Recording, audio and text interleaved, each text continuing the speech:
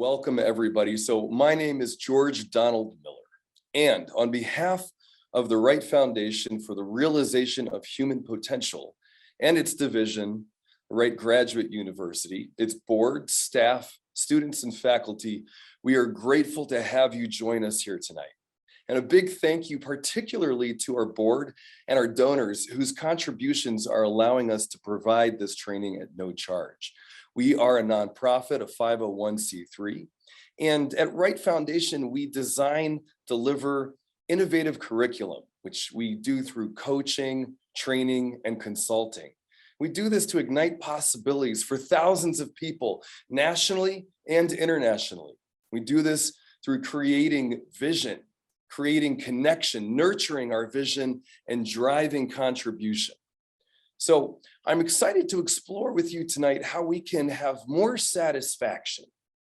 But first, I want to set us up for success and make sure that you create the best possible experience for you to get the most out of your time in this workshop now. So a couple of operating agreements. One is to participate fully. We're going to have polls and chats. I love the folks who have been saying hello already. That's awesome. Journal, if you've got your journal out, if that's something you do, take notes. That's another way to engage. Ask yourself questions. You know, I'll be asking questions in here and really be in the question of that. And apply the material. Be thinking about the areas in your life where you can apply what we're talking about here today. So again, participate in the polls. We'll have some of those so we can get a sense of where everybody is at on this. You know, who likes one thing more than another, that kind of thing. And type into the chat. Iwa, welcome. Good to have you here. Thanks for joining in. Like that. Type it into the chat that way. And then next, I want to make sure that we're set up on Zoom.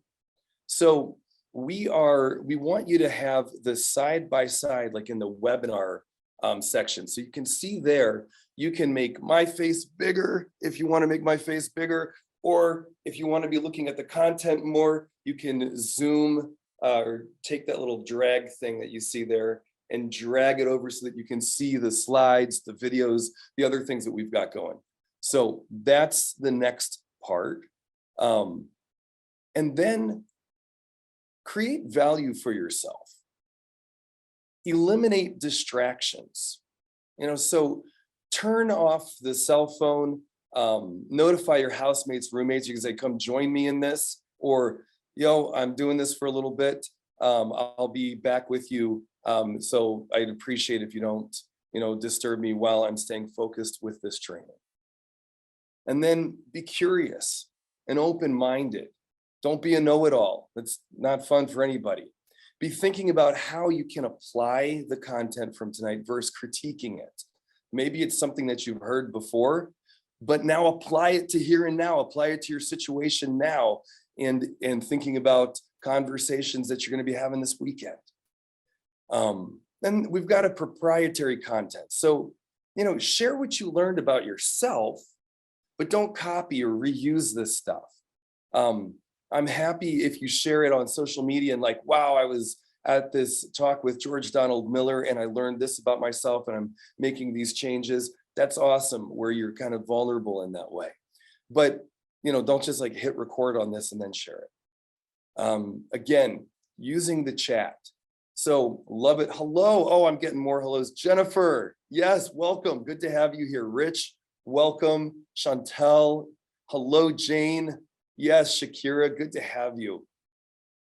Fantastic. Sheila. Welcome. Hey, Robin. Oh, good to have you here. So like this, using the chat to engage with the content, to use it to learn, not to share links to things and products.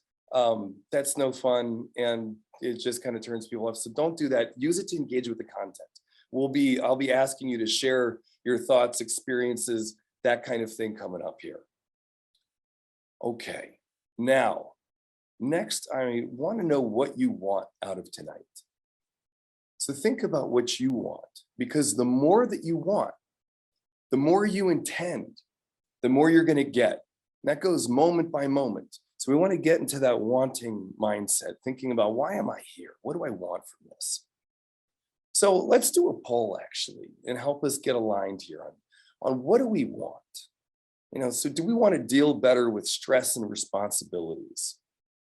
Do we want to be more hopeful and not so overwhelmed by everything that's happening in the world, in our lives?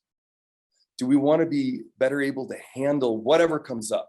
You're going into your day, you think you have it all planned out, and then bam, something totally changes. Do we want to be better able to do that, work with that, more conscious of our time and using our energy well? We want to do that more. So we know that we're using what we have better. To be a better support to myself and to others. You got family members, friends, loved ones that you want to be supporting better. To be more productive, more creative. Awesome. Oh, this is so cool. I can see. Oh, wow. So I'm seeing everybody's results coming in here. And I got to say, number one, clearly, we've got 81% at to be a better support to myself and others. That's beautiful. And number two, we've actually got is to be better able to handle whatever comes up. Yeah, because we know at this point that things are going to come up in life, and to be able to course correct and kind of flex and flow. Well, that's great. And to be better able to support myself and others. So be holding on to that. And of course, all of the things, but we're going to be getting into interactions in the drama triangle. And this is going to apply a great deal because there's all kinds of ways that I want to be a support. I want to help people. And I often just kind of get in my own way. And then, of course, get in other people's way too. So we'll be looking a little bit more at that later. Thank you so much. Thanks to everybody for engaging in that. So I am honored to be here with you. You're people who want to learn and grow, to develop your emotional intelligence, to deal and cope better, to be more satisfied, to be a positive influence. I think that one really ties to what 81% of us were saying is most important. And we know that there's many things that you could be doing tonight. Yet you chose to be here to grow, improve your life, and to make a difference in your life and with others. So I want you to congratulate yourselves. Congratulate yourselves for wanting more in life and going for it. Woo woo! I'm going to give myself a pat on the back. That's right, George Donald. Way to be here. And, I asked you before what you wanted from this webinar, but I'd like you to think beyond tonight. Think big picture into your whole life. And let's do another poll. Yeah, Robin, that's right. Go, Robin. That's right, Nee. And as we're looking into our life overall, let's do the next poll and think about, what would you like more of in your life? To be more productive, more motivated, to have more time and more energy, be more satisfied and fulfilled, to have a better quality of life, to have deeper relationships. Yeah. To deal with stress and or challenges better. To realize my potential. To be a better leader. To be a better support to myself and to others. We still got folks entering in here. Beautiful. I love it. Beautiful. Yeah, what's on your heart when you think big picture?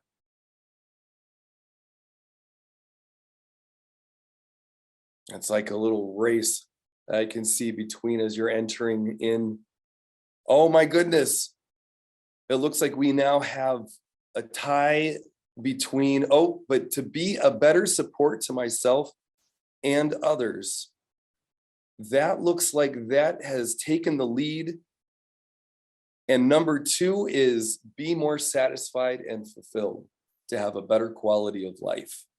You know what? And I think those two really go together, because we're in connection. It's like if I'm if my neighbor and the people I care about aren't doing so hot, then chances are I'm not going to be doing so hot. So I think those go together really well. To be more satisfied, have a more fulfilled life, a better quality of life, and to be a better support to myself and others. Oh, sweet. Thank you. Thank you for sharing your hearts in that poll with me. So our research shows that all are aspects of what happens when you take charge of your life, when you take responsibility for your life. So I'm going to get a little bit into that. You know, that word responsibility, for me, it's not a word that I was super friendly with. But when I started looking at the word responsibility from the point of view that I'm the author of my life, I'm the one who's creating. So I'm, steering the ship that is me, that is my life. That's what responsibility means, that I have agency in the world. Oh my goodness. So be thinking about that. And I've been studying great lives for over 10 years, a lot through the Wright Foundation and my master's study of transformational leadership and coaching. I would say that as a teenager and in my 20s, in my own way, I was, searching for how to live a great life. But academically, strategically, I've been doing that for about 10 years. And, as a leader in the programs at Wright Foundation, part of our training is this innovative curriculum in coaching and consulting to bring out the best in others. So that's how I've been working with this, looking at the people I'm coaching, studying past people who lived great lives and flourishing. And so I've been doing that as part of our master's and doctorate degrees, where we offer that in transformational coaching and leadership.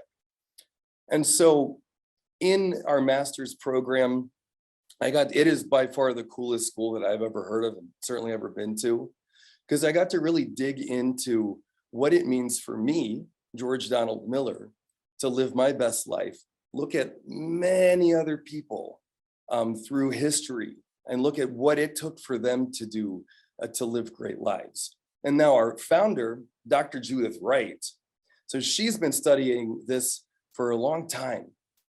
And she discovered this process that I want to share with you, the process of evolating while doing her doctorate research. So she's studying people who live great lives, who are living great lives, and wrote the book Transformed, where we discovered that people who fulfill their potential, people who live great lives and flourish in all areas, family, career, body, spirituality, and all of these are people who can navigate times of crisis. They can do that well, that they can take charge of their own lives, creating their lives, that they have a sense of well-being and satisfying personal life in relationships, in their career, leadership, and that they develop great social and emotional intelligence, really a sense of what they're feeling, what others are feeling. And they've developed this through the 6-phase process. They embody the 6-phase process in all of their lives. Well, they focus on fulfilling their deeper yearning. And it's guided by their own deep desires, not dictated or programmed by what others think, what society says, but really in themselves. They have a desire to be known, to connect, to excel, to love and be loved, to matter and to make a difference, to be in touch with their own emotions. That's all in this yearning part of the yearning phase of evolution. And they're focused on their values, not others' agendas. What's really true to them. Now, yearning's great, but next they engage. They engage to meet that yearning, and that requires doing things, connecting with others. So they engage and they learn and grow and experiment. They're present and aware. They take risks. They take risks in life and live adventurously by taking the right kind of action to do that. And then they revelate. They become aware of what we call their matrix, those limiting beliefs or kind of mode of being, just the every day kind of mindless thinking that that many of us, and all of us are in somewhat, and so they're become aware of that, become aware of the family and cultural influences, and they become a conscious and awake and aware of drama and stinking thinking, drama and limiting beliefs. And they reveal more, they become more transparent and genuine, more authentic with others. And then they liberate. So they liberate beyond limiting beliefs. They experiment and live beyond what our personal and cultural and family limits are, which means that we're willing to make mistakes, and this is a key skill in learning and growing that Carol Dweck talks about, is the ability to make mistakes. And you know what? With learning and growing, we're not really learning and growing if we're not making mistakes, if we're not going into our personal unknown. So this is liberating, where we're changing our programming of our thoughts, and we begin to rematrix. So while we're rematrixing, we're rewiring our neural pathways to embody new empowering beliefs. We're becoming who we yearn to become. And then there's a final phase. I thought this is so beautiful. Dr. Judith Wright shares about this. In her research, she's looking at these qualities, these phases that make great lives. And she knows there's something else. There's something else. And in this research, by the way, if any of you have done the Grounded Leadership Corridor at WGU or are thinking about it, it will blow your mind, this approach to research. It's huge, vast, and you have to take so much data, collect so much, and then allow the data to inform your own research. It's freaking beautiful. So she was getting this sense that there's something more here. There's something else beyond these 5 phases, and that is to dedicate. That's when you dedicate to becoming your best. It's great to dedicate to being, the best flute player, or the best in your position in your job, or whatever that is. It's all beautiful. But think about it. If we want to double down on it, we dedicate to being your best. So you're dedicating to this elevating process, dedicating to yearning, engaging, revelating, liberating, rematrixing. And those 6 phases are what people who are living great lives are doing. So they take responsibility for their lives, and they don't stay trapped in the drama triangle. They have true self-care and satisfaction. And everything that we're going to get into today, all of this stuff that we're talking about, it's research-based. It's based on our own research. It's on social science, positive psychology, existential philosophies and psychology, and neuroscience, and emerging emotional intelligence research. So there's so much, but tonight we're going to talk about the drama triangle, why it's a problem, how does it keep us from taking care of ourselves and being satisfied, and why do we get trapped in it so easily? And then how do we escape from the dreaded drama triangle? What are ways that we can be truly satisfied and take good care of ourselves? What happens when we get out of the drama triangle? Again, this is based on science and research. I'll share some of that with you. If you wanted to learn all of it, I'd say the best way is that you'd take the master's program. But we've got a limited time. So if everything that I'm sharing with you, this is, remember, stuff that we've learned of people over the last 30 to 40 years, people in their lives flourishing in all areas of their lives.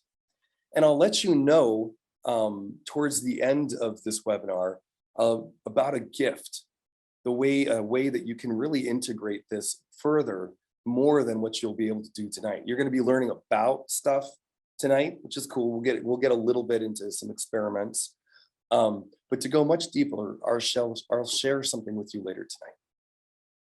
So, what is keeping you from engaging in real self-care during these times?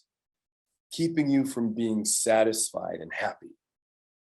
With everything you've got going on, does it feel like you don't have time or the energy to spend taking care of yourself, or the motivation. For so many of us, it feels like there's a reason or a million reasons that we can't do what we've been meaning to do. Maybe it's that you've been assigned too much work. Maybe it's that you have to look after your family. Or maybe it's that no one is stepping up, so you have to. And the chances are that you've had a few or a few hundred reasons like this. And it feels like you're stuck in all the to-dos, all the responsibilities that just leave you drained, feeling trapped by your circumstances and powerless to get out.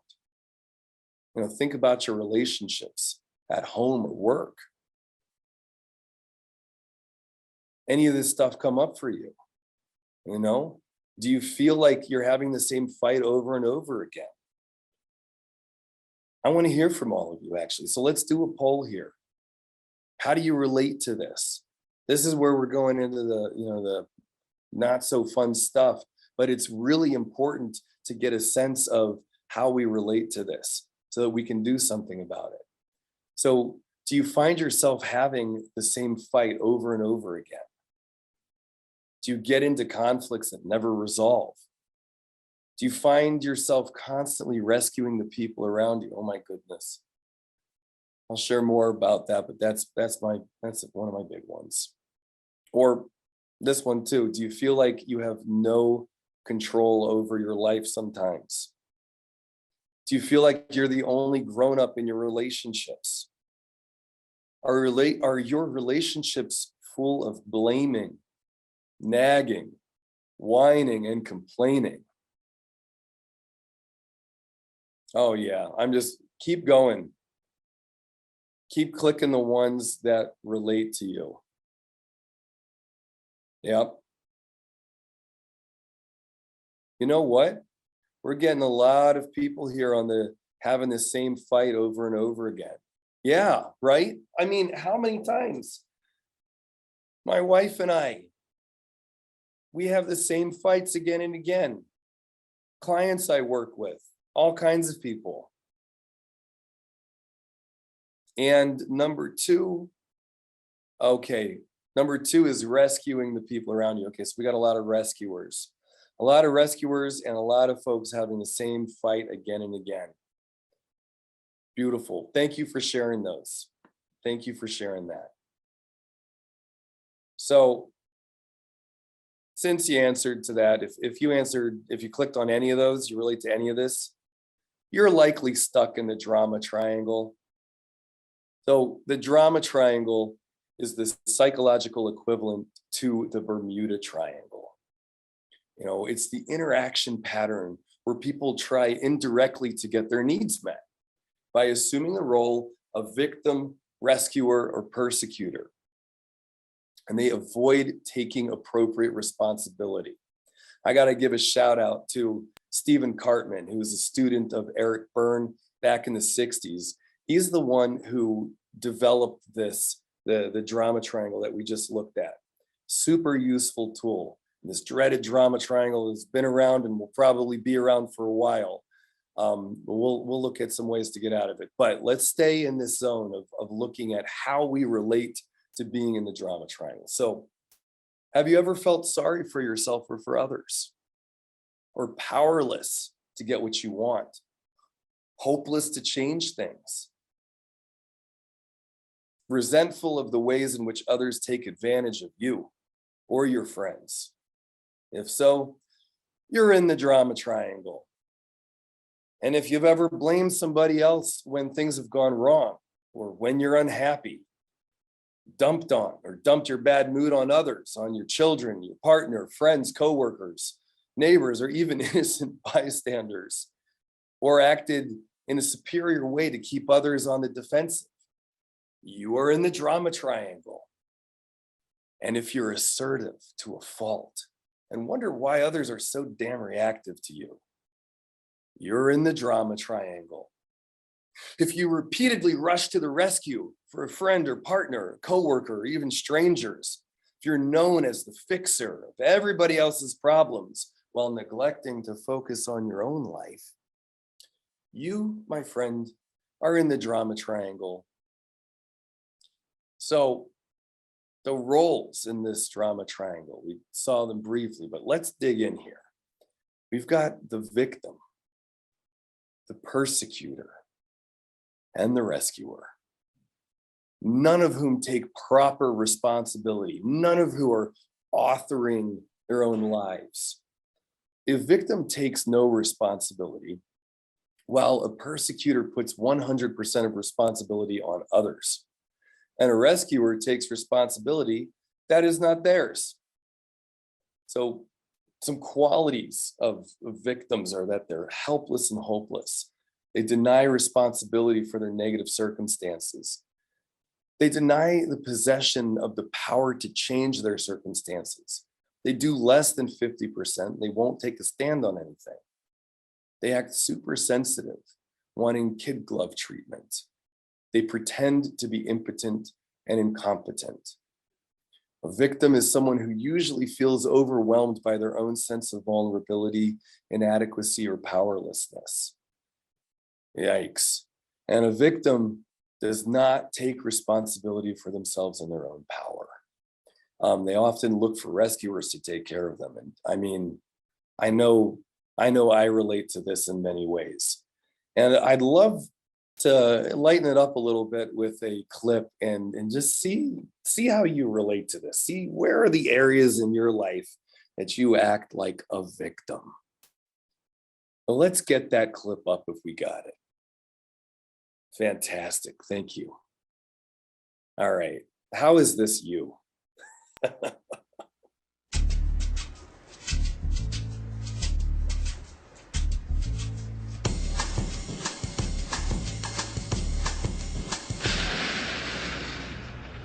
Whoa, that's not good. Oh, I don't need this. I'm already late. Somebody will come. Anybody out there? Do you have a phone? No. Sorry. Somebody! Hello? There are two people stuck on an escalator and we need help. Now, would somebody please do something? Help! I don't believe this. You gotta be kidding me. I'm gonna cry. Well, there's not enough left to do, is there?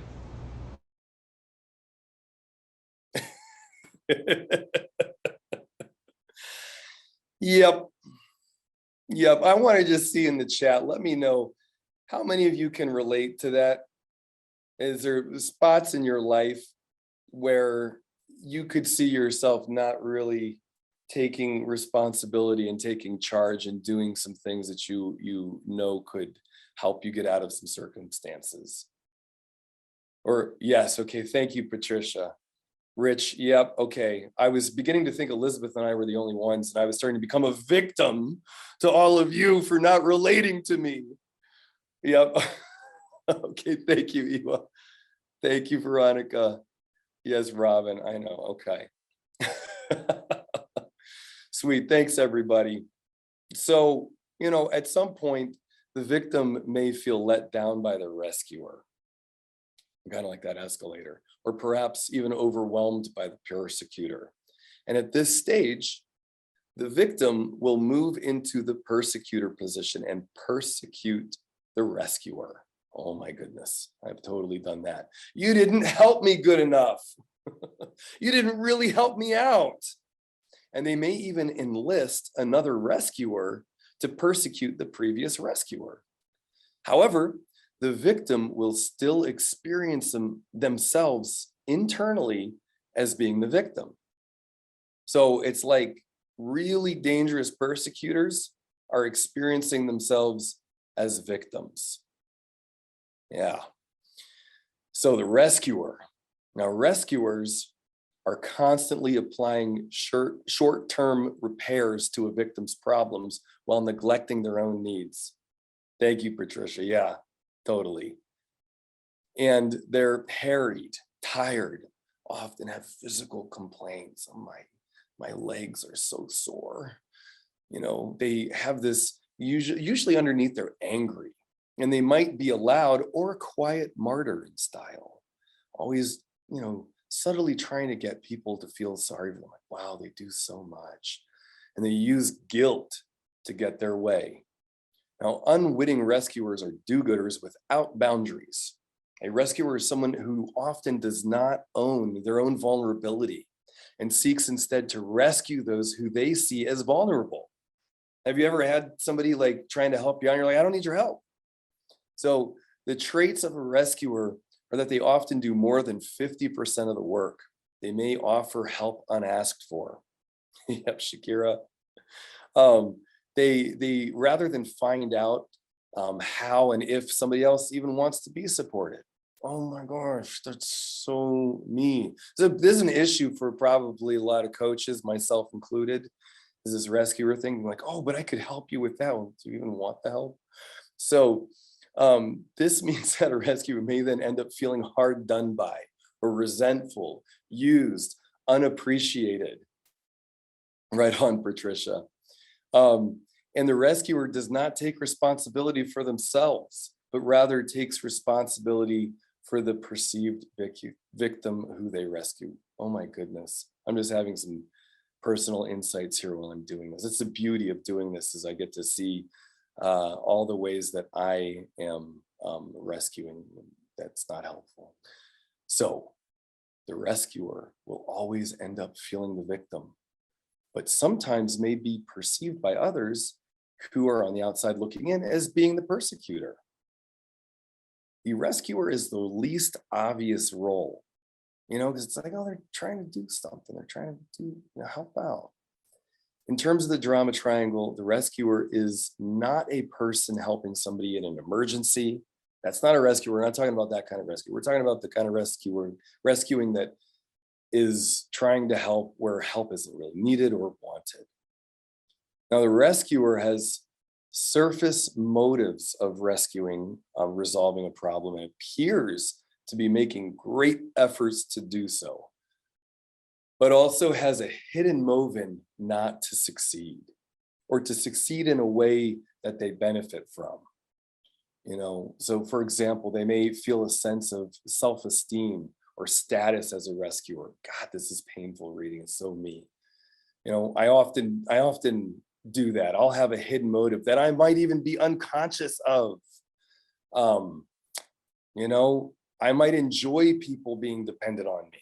Yep, Patricia, back to your sister, totally. And, so a rescuer can seem calm and reasonable, has words that placate and soothe others, can explain, justify. It can be considered a rescuer response. It's an attempt to move the other person from their position. Now, persecutors blame.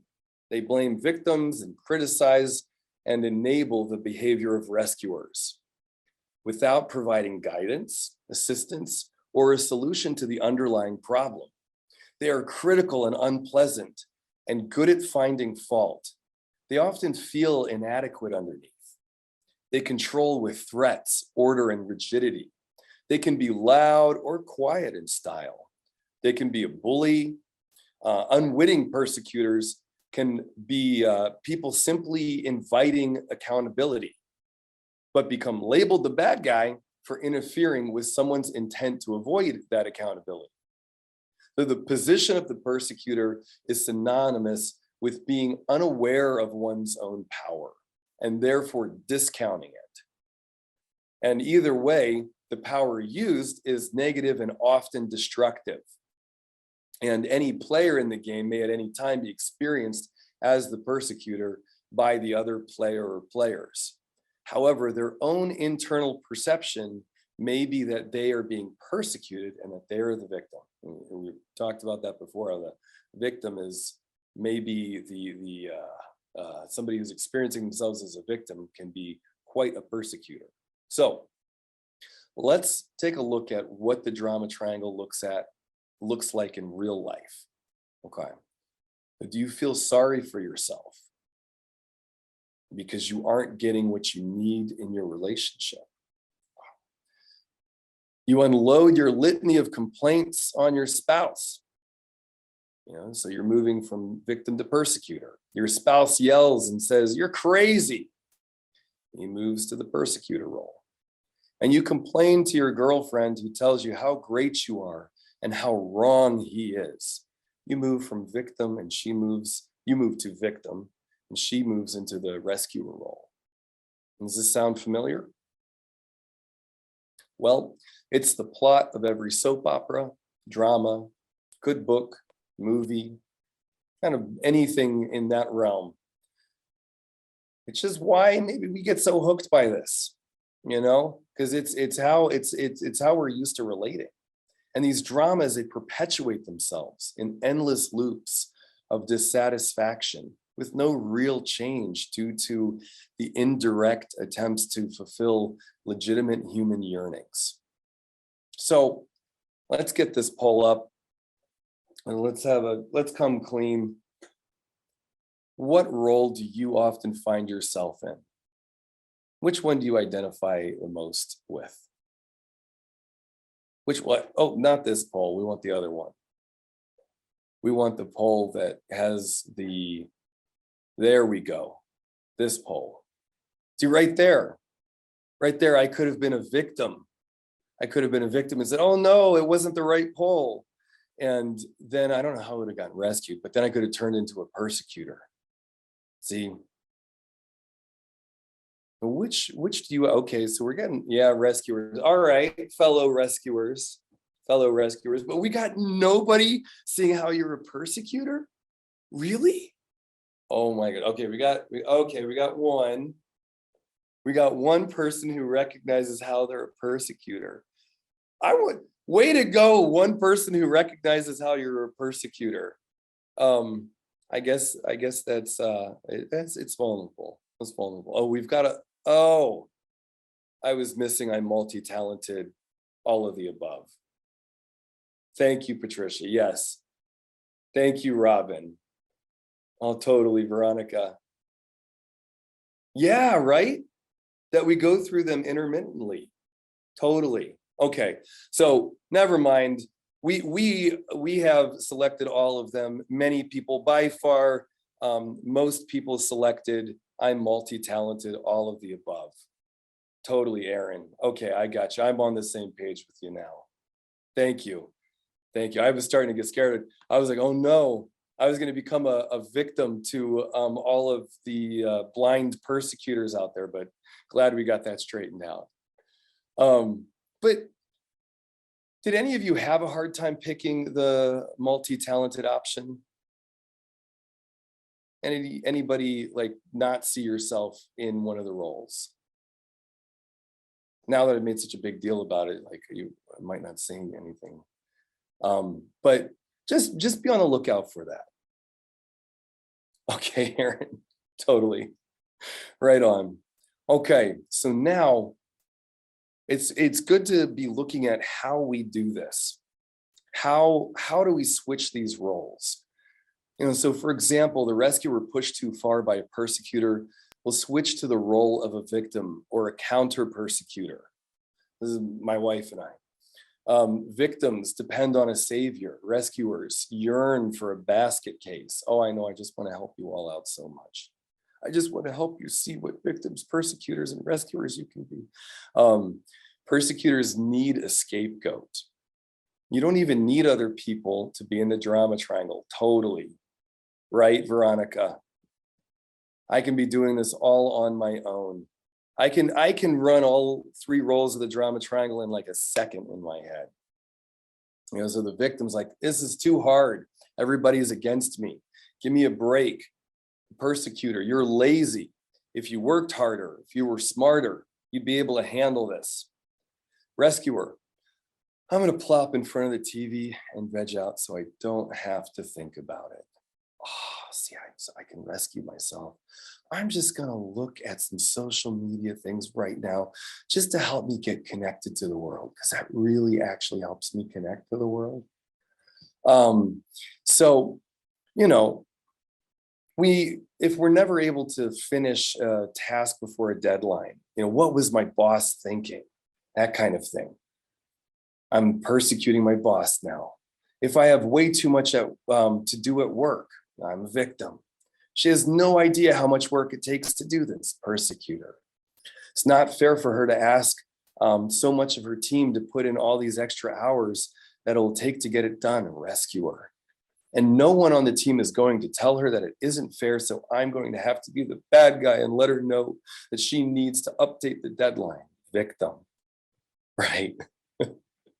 Thank you, Patricia, totally. So I want to play around a little more with this and be relating to it, but let's watch this clip. And what I want you to do is get your fingers ready on your keyboard. And I want you to type into the chat as we watch this clip together, P for persecutor. Every time you see it, as soon as you see it, just type in P. And then V for victim. Anytime you see somebody going into the victim role, hit V. And then rescuer. Anytime you see somebody going into the rescuer, hit R. And let's just blow up the chat with a bunch of P, Vs, and Rs as we watch this clip.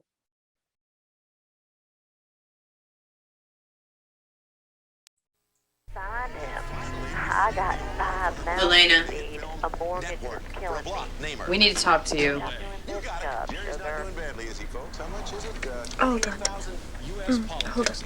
I'm on the phone. Yeah, I can see that. And we have a $406 phone bill, mainly due to some calls to a 1-900 number. Elena, I'm sensing you're in trouble. Now, why don't we Listen, we'd help you out, but we're broke too, and you know we can't afford a new deposit if the phone gets shut off. Maybe you could borrow the money from Michael. No, Sammy. Jesus. Lainey, what are you doing? What are you doing? You lay on that couch all day. Those pajamas are like your uniform. You run up a $400 phone bill. You watch TV, you chain smoke, you don't go outside, you don't do anything. Man, you are in the bell jar. Look, this is my apartment. I signed the lease. I let you move in here when you had no job, no money, and you sponged off me for 2 months. And now, Miss Big Power Mom, I'm Andrew's Gabno. You think you could just come in here and push me around? She's not being pushy. Sammy, what are you even doing here? You don't live here. Hey, my little unemployed waif. You're the one who's looking for work now, okay? God, you're really enjoying this, aren't you? You're high. Why don't you go take a walk outside and get some fresh air? You've been waiting for this since the day we met. Oh, who told you that? Your psychic partner?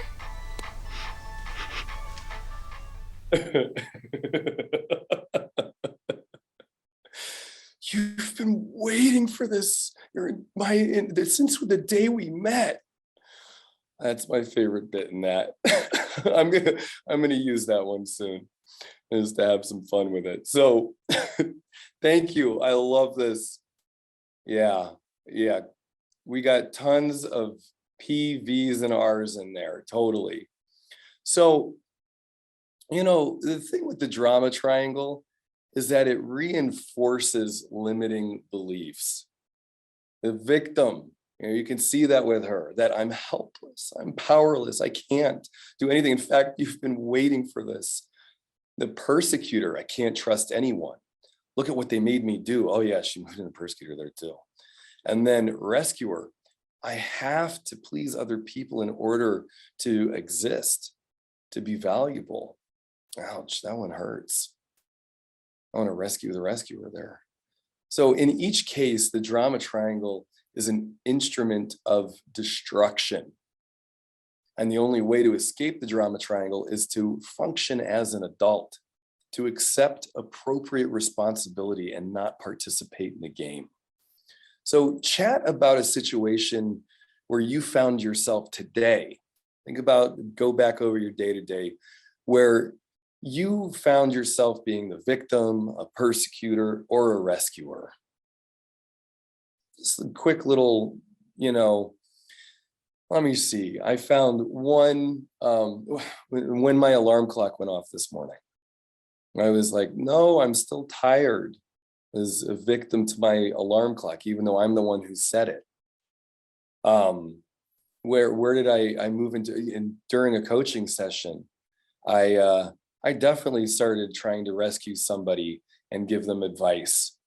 And, you know, I caught myself there, but totally. Okay, so no shares on that. I know it's kind of hard to type all that into a chat, but be thinking about that. Oh, see, I just went to rescue all of you. It's like, I know it's so hard. Totally. Go, Sheila. Oh, yeah. Good. Rescuing a coworker. I know. Rescuing, it's just, it can turn into such good gossips that way. I was a victim of my circumstances of having an insane family. Way to go, Donna. Totally right. It's all their fault. Yep. Sweet. Thank you for sharing. And anytime you see any of this stuff, oh yeah, Robin, while you're closing out my job, I felt like a victim because oh yeah, totally. And Robin, there's definitely no way you could have said, does this have to be done now, or can I get to this first thing in the morning? I don't know what you actually did, but we want to be aware of where we go into being the victim. Totally, Robin. Cool. Sweet. Good job, everybody, for sharing. And I love it. Anytime you want to share any little tidbits like that, it's fun. It's fun to find the humor in here. So, but what happens when you take responsibility and shake loose of the drama? The benefits of personal responsibility. When you realize your power, you see increased potential, you see more opportunities, you see more things that you can actually do. And you know, you can focus that energy you can focus it on new behaviors that will produce successful outcomes in the future, as opposed to whining about stuff or persecuting about things. You have the power, you have the agency to improve and succeed.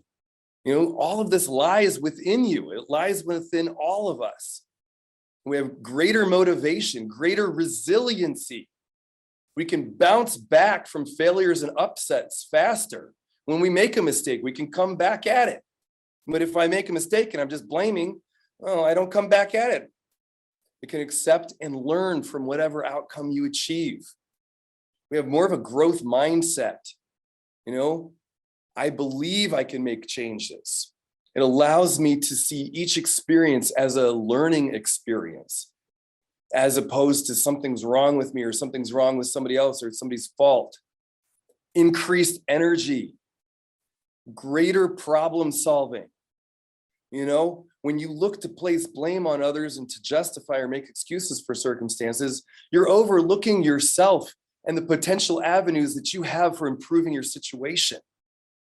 You know, when you are willing to consider your own mistakes, you know, the own pain points that we all have, or possibilities for change, then we're taking responsibility. You're more likely to see alternative solutions. You're more likely to partner well with others, to listen to other ideas. The more quickly we're able to take responsibility, the more quickly we can generate problem-solving solutions. So we've got greater productivity overall. And there's this beautiful thing I want to share about a businessman going to Japan, helping companies develop their training people. This is Deming's research.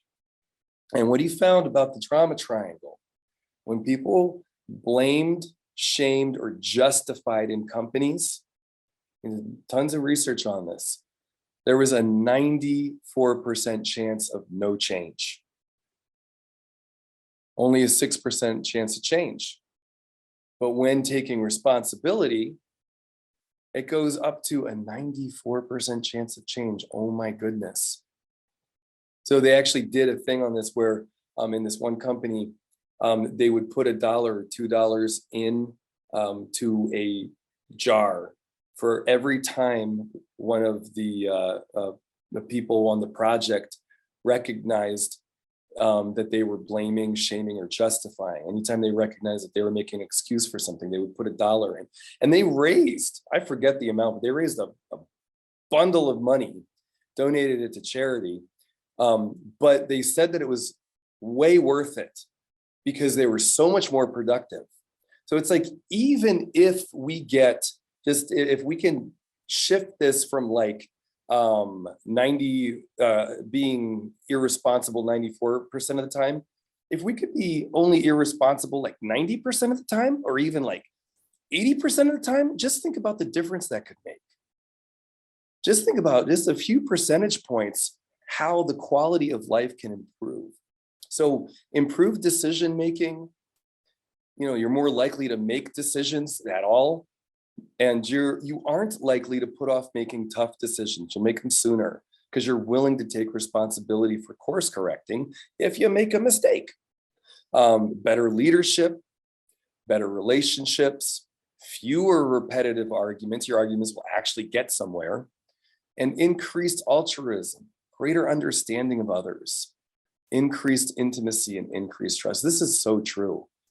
My relationship with my wife, my friends, family, I mean, I am still totally in drama like a lot of the time, but my relationships have deepened in a way that I am so grateful for.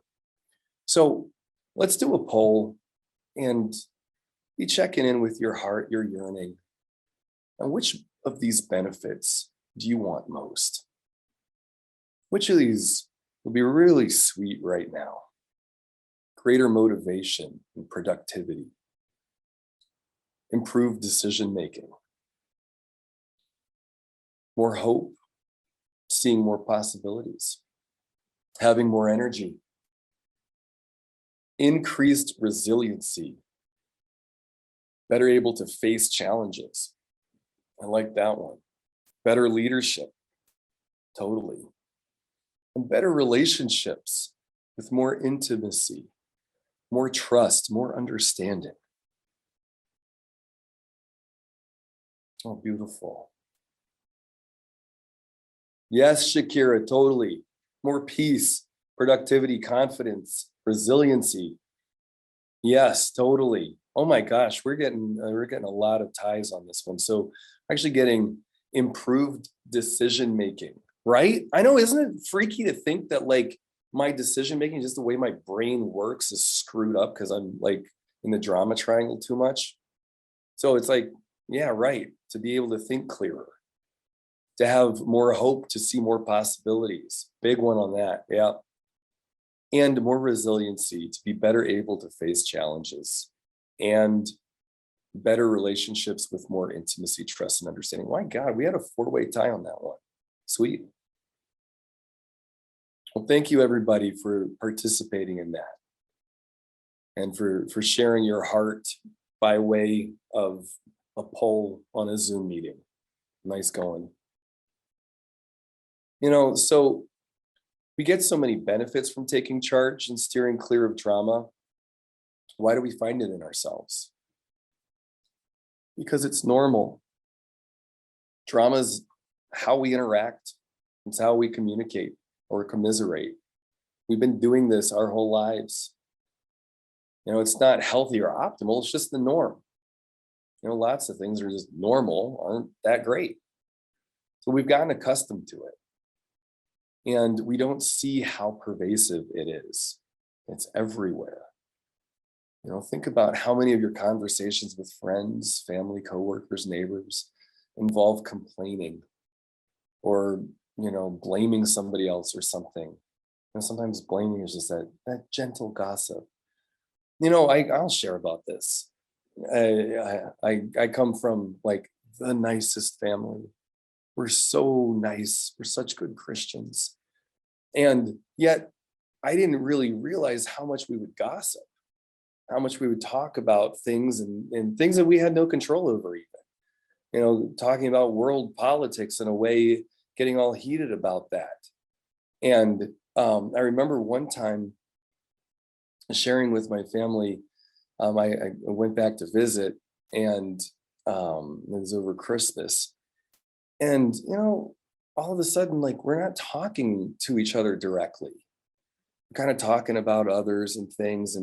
And I said, it was totally outside of what I was used to doing, but I took responsibility in that moment. And I said, you know, I didn't come all the way from Chicago to like talk about people who aren't here. Like, what's going on with you? What's going on with me is this. And I started, you know, that's the price I pay, is that then I'm sharing vulnerably, but I'm actually making contact with people as opposed to just kind of staying in the normal habitual conversation, the yada yada, you know, stuff where I'm internally, I might be like, oh gosh, when's this conversation going to be over? You know, then I'm being a victim to it. But, you know, so be looking at that. And it's all over the place, you know. So once somebody's gossiping, then all of a sudden, like, more drama begets more drama. It invites the other ones, the other roles to come into it. And the minute you come across someone in one of the roles, you're naturally going to play one of those other roles. You know, somebody's talking about somebody else, and I might go in as a rescuer and be like, yeah, but really, are they so good? You know? So if you encounter a persecutor, you're gonna probably revert to being a victim. Or you could, you know, be minding your own business when comes along a victim, and in pops up my inner rescuer. You know, rescuer, myself included, can sniff out someone to help, even making someone into a victim so that we can help.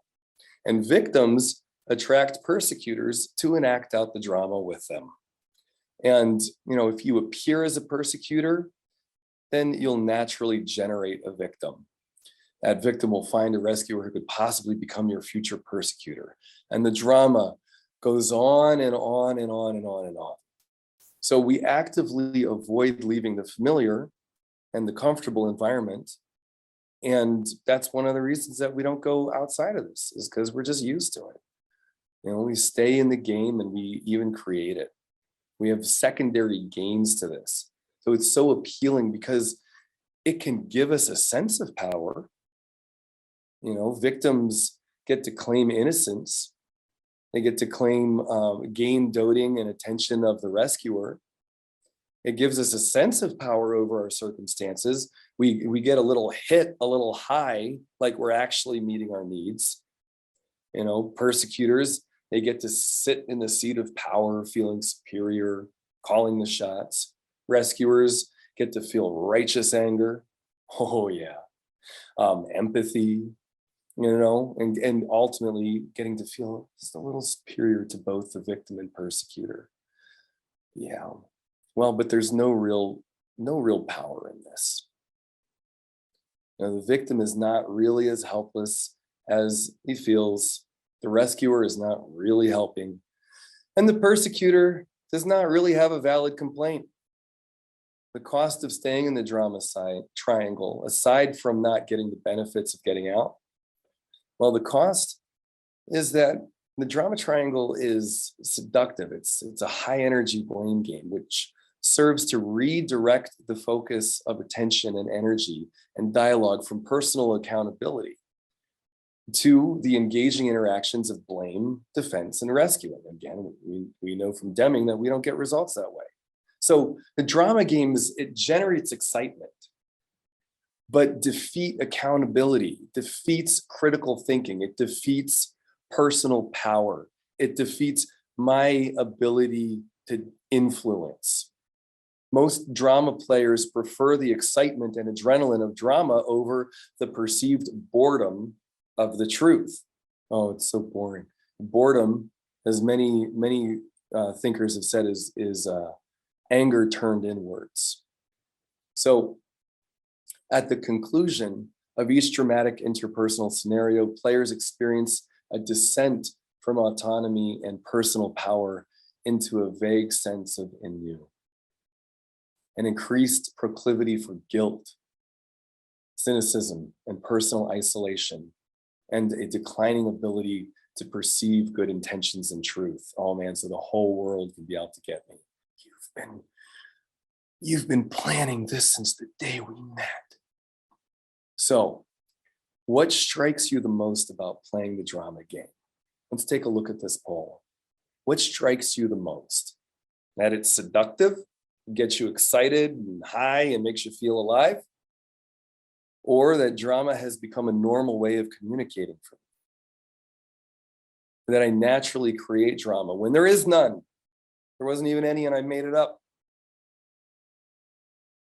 When I'm in all these roles, even the rescuer, I'm avoiding personal responsibility. What strikes you the most? My autonomy and personal power declines when I'm in drama. That one really hurts. It's like I'm not really living my life. That I can be a victim, persecutor, and rescuer all at the same time, right? In drama, I am inclined toward guilt, cynicism, and personal isolation. Ouch. Yeah, that one really hurts. I'm less able to perceive good intentions and truth when I'm in the drama triangle. Yeah, that's scary too. That one hurts. You know, somebody could actually be trying to help me, or there could be some great circumstances, and I don't see them because I'm in drama. So we got some highs here, but the winners are 68% said that in drama, I'm more inclined toward guilt, cynicism, and personal isolation. And 68% said I am less able to perceive good intentions and truth when I'm in the drama triangle. That is really upsetting. It's really upsetting to think about. You know, how much goodwill there could be out there that I am avoiding and possibly even pushing away. You know? Oh, yeah. Oh, good to see you in the chat, Cynthia. So what happens when you step out of the drama triangle? You know, when a player finally releases themselves from the trance of the drama games, they experience relief and a new sense of personal power and self-confidence. People talk about wanting more self-confidence. Get out of the drama triangle a little bit. You're going to feel more confident. The practice of being accountable for all the choices that we make empowers us to live and create the life that we're grateful for, that we're proud of. We can move from a fake self-care to a true form of self-care. The real issue with the drama triangle and why it's so hard for us seeking self-care to get out of is that when we're in it, we think we're taking care of ourselves. When I'm in the drama, when I'm, eating ice cream, potato chips, and binging Netflix, I think I'm being good to myself. So, when we're trying to deal with uncomfortable feelings and meet our emotional needs, underneath every victim is somebody yearning to be understood, yearning to be validated, supported, tended to, taken care of, and loved. Every persecutor is a persecutor is a cover for a person who wants to be affirmed, to feel better, to have her world work for her, to offload her feelings of fear and frustration, low self-esteem, powerlessness, or injustice, to be able to have a place to go with that. A rescuer is the cover for somebody who wants to matter, to be important, somebody who wants to be needed, to be valuable, to have a place in the world, hoping that people will then respect or appreciate. Ultimately, that person is yearning for people to take care of them like they take care of others. And let that sink in, rescuers. I often use the metaphor of if I'm trying to comb my beard or shave my beard, but I'm like doing it in the mirror. I'm like trying to do it to the world out there, the things that I want help with. And it's like, why isn't it working? Why isn't it working? So underneath all of the ways that we engage in drama are really yearnings. And we call these deep needs, these yearnings, these are things that we all yearn for. They're universal human needs. Every single one of us has them. All of us Here, every person on the planet has these deep, essential yearnings. And I want to do an exercise with all of you. Get seated comfortably. Get your feet on the ground if you're sitting in a chair. If you're laying down, let your back rest flat on the ground. Take some deep breaths. With all this upsetting drama stuff. Settle into your body. Feel any pain points you might have. You can notice all the anxieties. That's all fine, of course. But I want you to pay attention to the words that I'm going to say and to let the words land in your heart and to feel these. So I yearn to feel safe and secure. I yearn to love and be loved. I yearn to be seen, to be heard, to touch and be touched. I yearn to be affirmed. I yearn to be respected. I yearn to express, to create, to excel, to have mastery, to understood, to be known, to belong. I yearn to be connected with. I yearn to matter. I yearn to be intimate and to be valued. I yearn to make a difference. I yearn to fulfill my purpose, to do what I came here on earth to do. I yearn to connect with something greater than myself.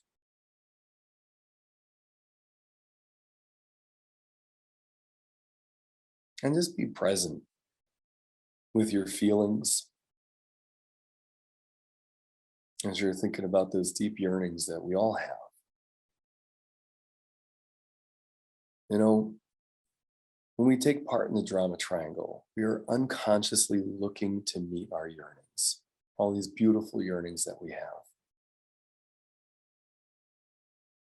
In the land of social and emotional intelligence, I'd say yearnings is what is the fabric of the universe, holding all of us together. And so we're unconsciously trying to meet these deeper yearnings when we engage in the drama triangle, because we displace our feelings. We try to meet our needs without feeling our feelings or having ourselves acknowledged. We're trying to be indirect with ourselves, with others. And that never really fulfills our needs. And trying to fulfill our yearnings is the only way that staves off the hunger, leaving us needing to look for more drama to fill our hunger. When we do it this way, that is. If we're trying to get our needs met through drama, it's like it's an addiction. It's a total addiction. And we're just getting enough. It's like we just get enough and then we look for more drama. And of course, this is what keeps us there, keeps us stuck in the trap. So how to get out of it? How do I get out of the drama triangle? How do I have true satisfaction, true self-care? How do we go from victim to victor? How do we take charge of our life with personal responsibility? That's really the key, is personal responsibility. Because we always have a choice. We always have power, even if it is to choose how I react. You may not be able to control the circumstances, but you can always control your response. You can control your attitude. And rather than hope, manipulate, we can learn to meet our deeper yearnings directly and get satisfied.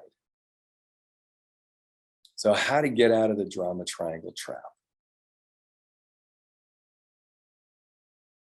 Step one is we got to recognize it.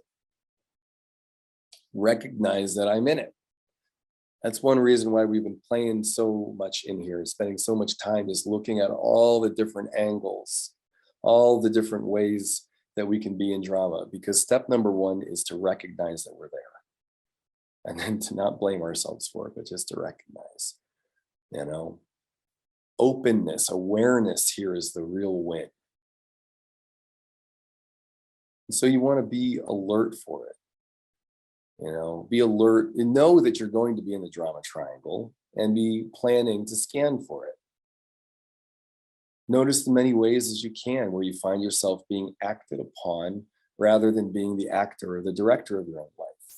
Notice your internal dialogue, like many of us are doing, where we have resentment, helplessness, powerlessness. Notice experiences of someone doing something to you or accusatory feelings of blaming and shaming and those kinds of thoughts. Notice yourself if you're resenting a coworker, complaining about a boss or something, or if you're zoning out in front of the television, when doing something else might be more useful. Or perhaps, you try to make up for emotional needs with overeating. Totally got my COVID-19. You may confuse procrastination with nourishment. Put projects off rather than learning to jump in on them early and get them out of the way. Ask yourself this key question. In your drama-related role, why are you unable to give yourself real self-care? What are you doing or saying to yourself that provides only emotional band-aids? If you can catch yourself there and ask yourself that, what would really be self-care right now? You might not even do it. Just notice what it would really be. That's the start. And step two is taking responsibility for your actions, for yourself.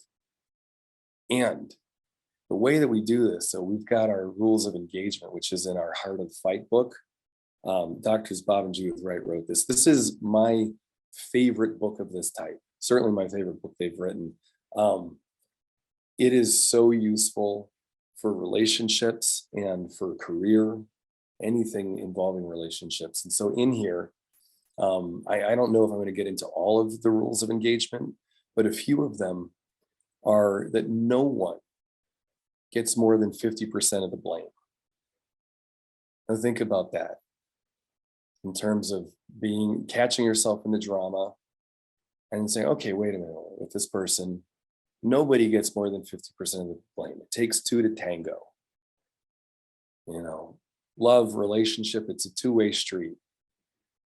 And then recognizing that each person needs to take 100% responsibility for their own satisfaction. Awesome.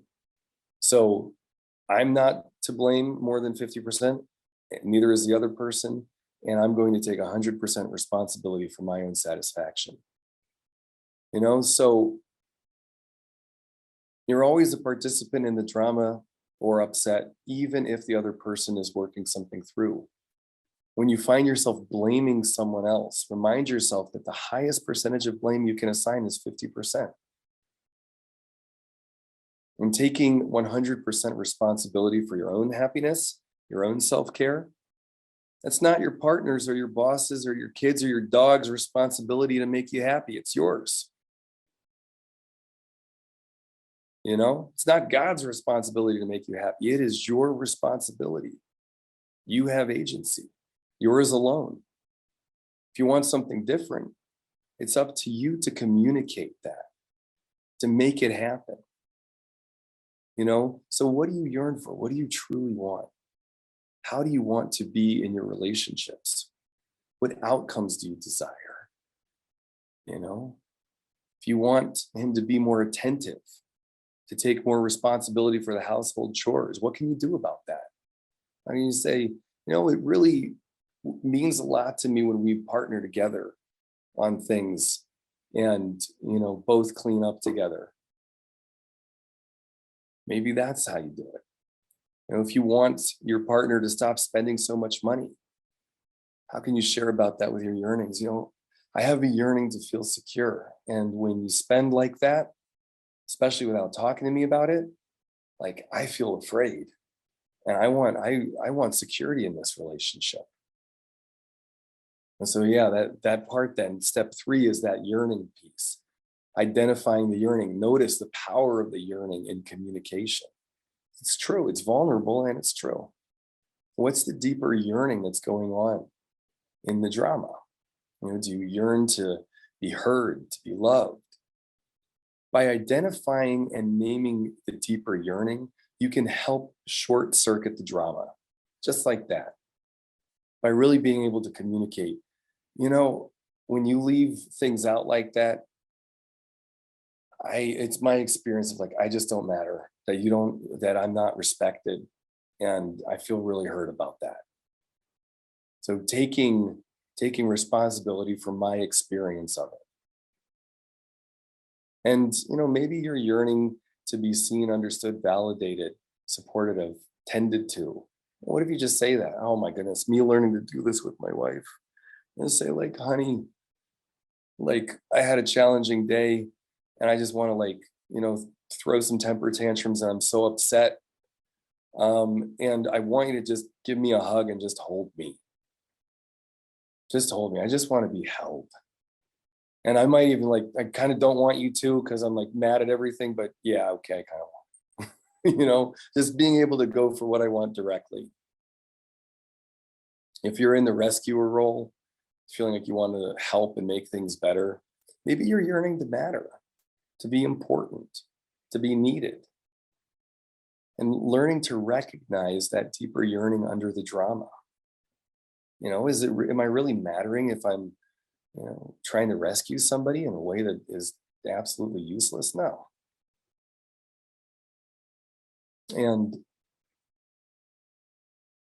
the step that we're going to go to next is expressing and acknowledging the truth. So step 4. Express the truth, acknowledge the truth always. Because by admitting to and taking responsibility, it automatically breaks a drama triangle. You know, if my wife is saying something to me, and you know, it's just true. Like, hey, you left your socks out on the floor. What's up with that? Like, oh, that's true. Instead of like, oh, I'm so tired and I wasn't thinking about it. And, you know, something like that. Then we actually get somewhere. We have a fun thing where if I do that, she ties them in a knot. Because I identify that when I do that, it's a yearning to be seen. I'm like, please take care of me. So another step is identifying the feeling, just naming the feeling. You know, if I'm in a fight and I'm just really going at somebody, say, wow, I am noticing I am feeling so angry. And under that, I'm feeling afraid, like I just got to keep this all together. And if I don't, you know, I don't know what's going to happen. You know, that's an avenue out.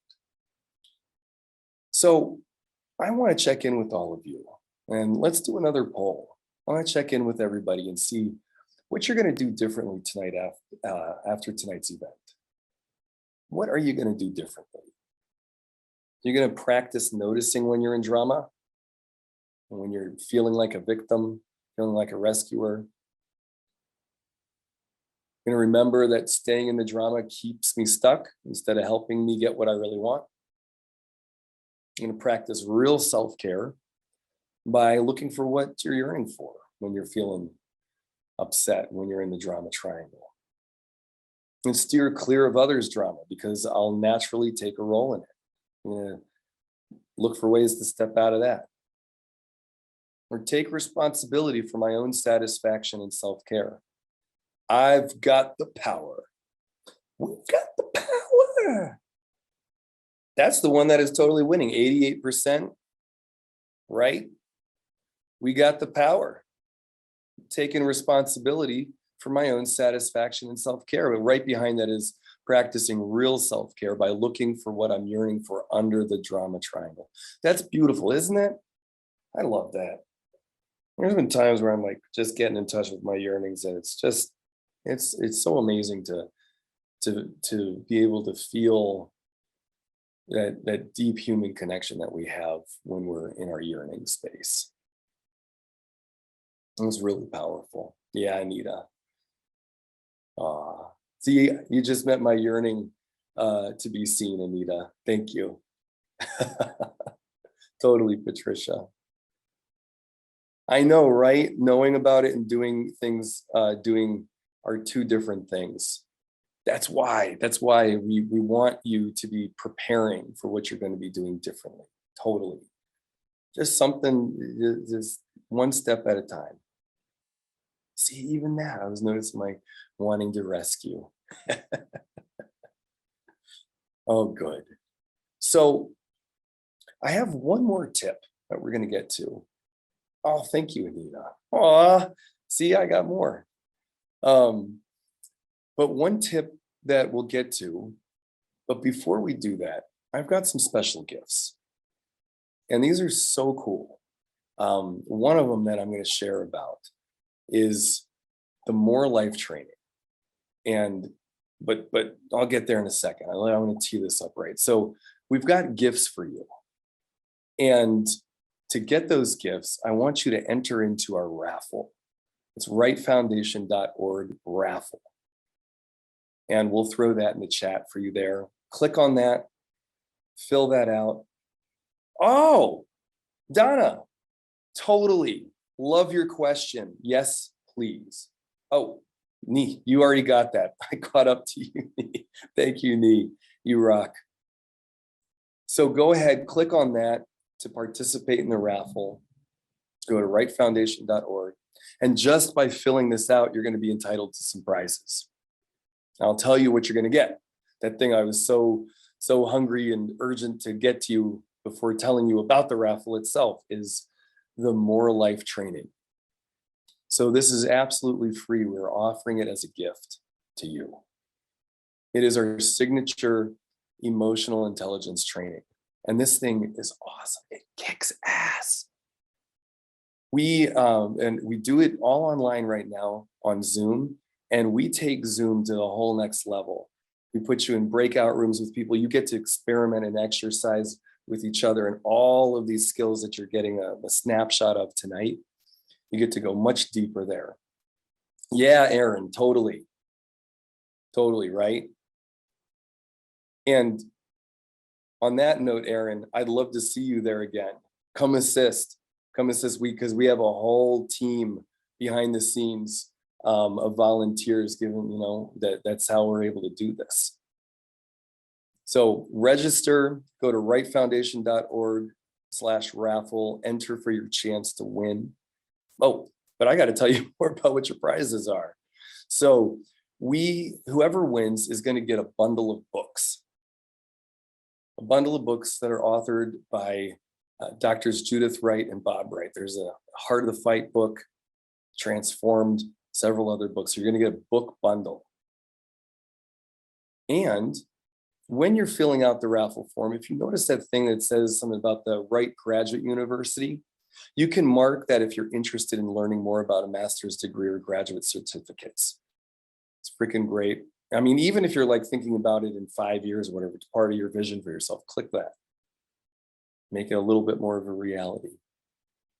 And if you'd like to try to find out more about our Year of More and our next quarter, it's the Purposeful Living and Leadership Quarter. You can get a taste for the year and join us just for the weekend training. We'd love to have you.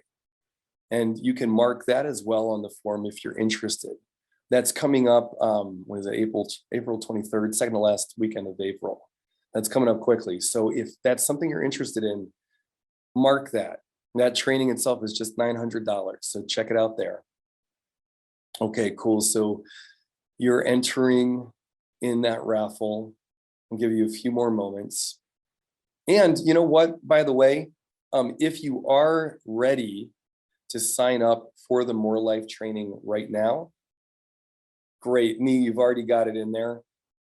morelifetraining.com. That's what you can share with your friends.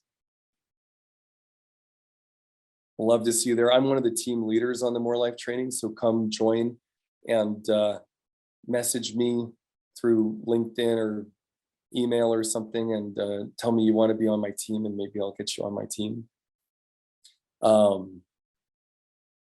Okay, so I said that I was going to give one more piece of info. And this last one, and I love this. And this actually came up in one of the polls we did earlier, where many of us were upset about how we wouldn't assume goodwill in others, how we wouldn't see it, how we wouldn't see how others actually care for us because we're all wrapped up in the drama triangle. And so this last point is to assume goodwill. Let's go for it. You know, in the relationships you have, my goodness, this one comes in so freaking handy when I'm like really up against it. If I've been fighting with a loved one, when I remember this, to be like, wait a minute, like they care about me, they care about what we're doing right here, and I can weave that in to the fight.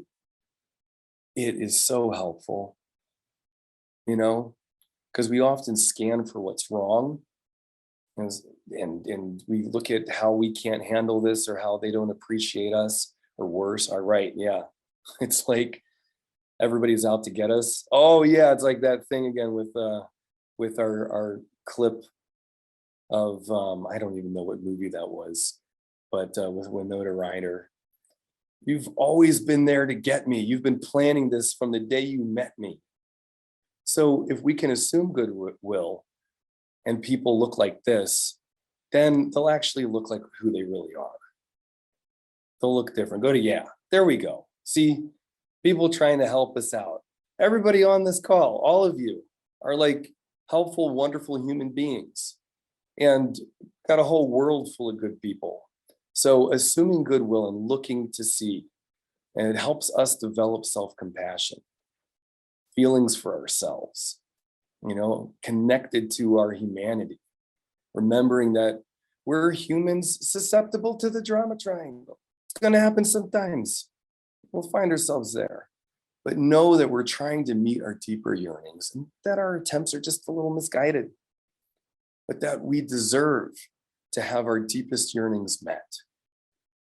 So when you're in drama, just by assuming that, that others are well-meaning, that they're doing their best, it helps us see the possibilities and ways to make connections and ways to get out of the drama triangle.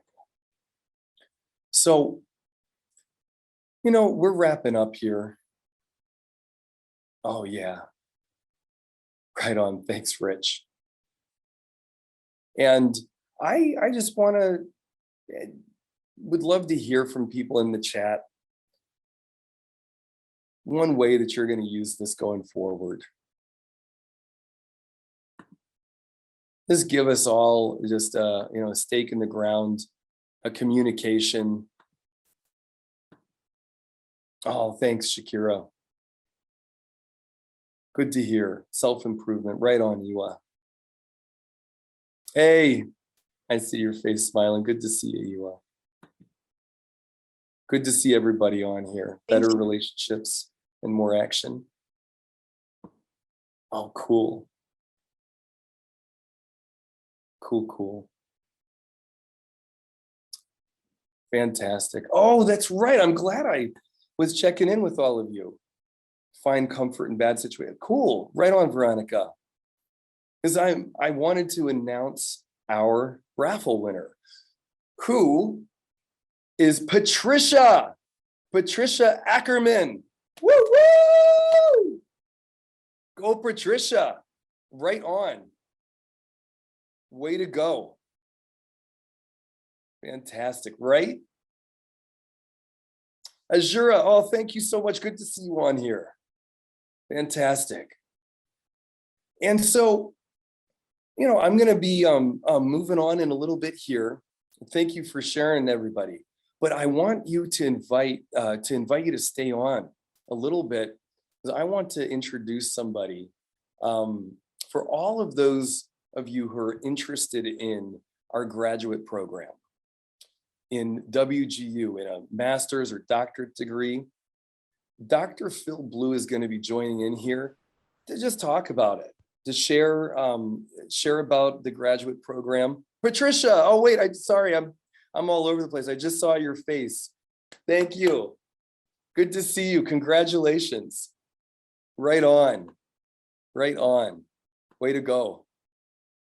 Cool, cool. Oh, Beth. Right on. Good to see you. Lisa, totally. The 50-50 idea.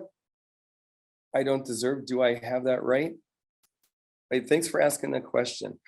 I'm going to keep kind of talking a little bit here as I'm teeing up Dr. Phil Blue, who's going to be joining us. But yes, so the 50-50 idea that I can't assign 50% and you don't deserve more. Correct. In any relationship, it's a two-way street. So thank you for that question, Lisa Thomas. Totally. So be looking for that.